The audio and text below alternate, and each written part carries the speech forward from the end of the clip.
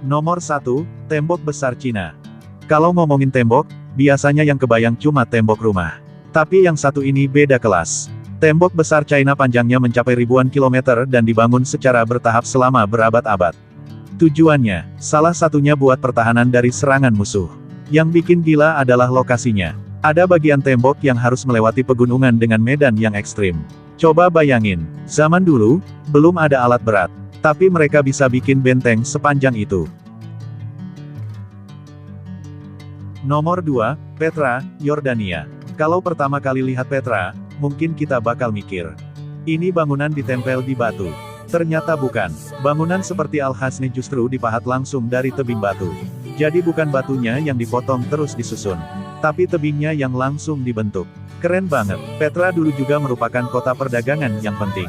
Tapi setelah kejayaannya lewat, kota ini perlahan ditinggalkan.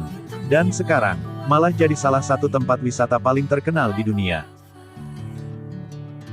Nomor 3, Colosseum, Italia. Kalau sekarang kita punya stadion sepak bola, orang Romawi zaman dulu punya Colosseum. Bangunan ini bisa menampung puluhan ribu orang. Dan dulu tempat ini dipakai buat berbagai pertunjukan, termasuk pertarungan gladiator. Bayangin nonton pertandingan, tapi yang bertanding bukan klub bola. Gladiator, serem juga kalau punya tiket baris depan. Yang keren lagi, orang Romawi sudah punya sistem pintu dan lorong yang bikin ribuan penonton bisa keluar masuk dengan lebih teratur. Padahal ini dibangun hampir 2000 tahun lalu.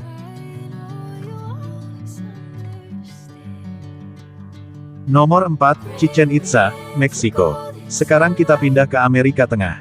Di sana ada peninggalan peradaban Maya bernama Chichen Itza. Bangunan paling terkenalnya adalah piramida El Castillo. Dan ternyata bangsa Maya bukan cuma jago bikin piramida. Mereka juga punya pengetahuan matematika dan astronomi yang keren banget. Pada waktu tertentu, bayangan matahari di piramida bisa membentuk pola seperti ular yang sedang turun. Fenomena ini dikaitkan dengan Kukulkan. Jadi mereka bukan asal bikin piramida. Ada perhitungan yang cukup rumit di baliknya. Nomor 5, Machu Picchu, Peru. Ini salah satu tempat yang kalau lihat fotonya pasti langsung mikir, ini dibangun di mana sih? Machu Picchu berada di pegunungan Andes, sekitar 2400 meter di atas permukaan laut. Bangsa Inka membangun kota ini di medan yang super ekstrim. Dan yang bikin makin keren, batu-batunya dipotong dengan sangat presisi. Beberapa batu bahkan bisa saling mengunci tanpa menggunakan semen seperti bangunan modern. Daerah ini juga rawan gempa. Tapi teknik konstruksi mereka justru membuat banyak bangunan tetap bertahan sampai sekarang. Zaman dulu udah anti gempa, guys. Nomor 6, Taj Mahal, India. Kalau yang ini ceritanya agak romantis. Taj Mahal dibangun oleh Kaisar Mughal, Shah Jahan, untuk mengenang istrinya, Mumtaz Mahal. Bangunannya didominasi marmer putih dan punya desain yang super simetris. Kalau kena cahaya matahari dari waktu yang berbeda, warna marmernya juga bisa terlihat berbeda. Makanya Taj Mahal sering dianggap sebagai salah satu simbol cinta paling terkenal di dunia. Jadi kalau ada yang bilang, aku rela melakukan apapun demi kamu. Ya, Shah Jahan udah melakukan versi ekstremnya.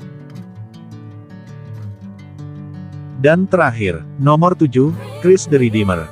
Kita tutup perjalanan ini di Brasil. Di atas Gunung Corcovado, Rio de Janeiro, berdiri patung raksasa Yesus Kristus dengan kedua tangan terbuka. Namanya Christ the Redeemer. Patung ini tingginya sekitar 30 meter, belum termasuk alasnya. Dari atas gunung, patung ini menghadap langsung ke kota Rio de Janeiro. Makanya dari kejauhan kelihatannya benar-benar ikonik. Dan menariknya, dibandingkan 6 keajaiban lainnya, Christ the Redeemer tergolong jauh lebih muda. Patung ini selesai dibangun pada tahun 1931.